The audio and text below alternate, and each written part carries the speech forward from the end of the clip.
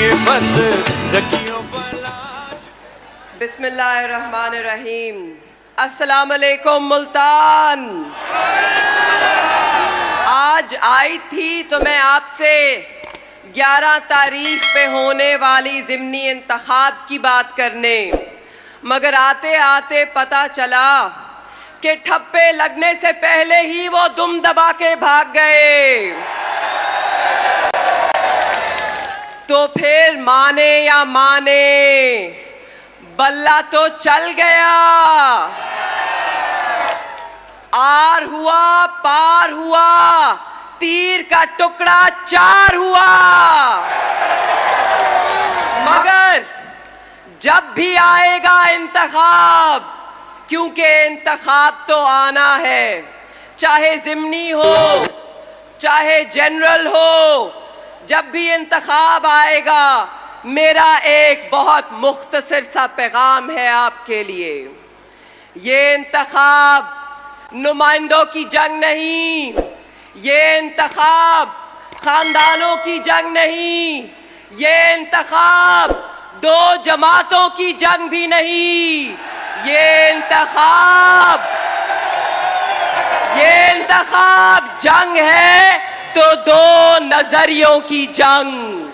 और आज आपने फैसला करना है कि आप किधर खड़े हैं, किसके साथ खड़े हैं।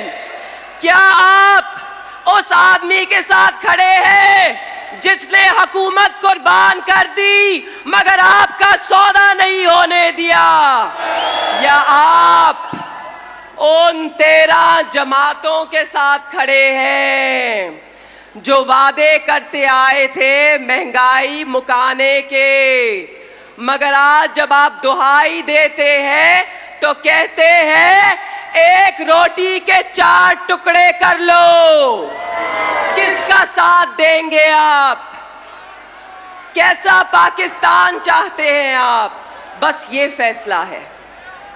अगर आपको ये फैसला करना है, क्या आप डट के खान साहब के साथ खड़े होंगे, साथ देंगे, डरेंगे तो नहीं, घबराएंगे तो नहीं, झुकेंगे तो नहीं, डट जाओगे, दोगे साथ तो लगाओ फिर नारा आई आई आई आई आई आई। कौन बचाएगा पाकिस्तान? जी हाँ, इमरान खान साहब ही बचाएंगे पाकिस्तान, क्योंकि इस अवाम ने फैसला कर लिया है कि ये खान साहब के साथ मिलकर नया पाकिस्तान बनाना चाहते हैं। इन्हें बिलावल भुट्टो साहब का वो डूबता बिलखता सिसकता पुराना पाकिस्तान नहीं चाहिए, जिसकी दुहाई सुनने वाला कोई नहीं। तो बता दो इन्हें कि हम यहीं खड़े हैं, जब भी इंतखाब कराना है करा ले, ठप्पा लगेगा तो सिर्फ बल्ले पे लगेगा, ठप्पे पे ठप्पा।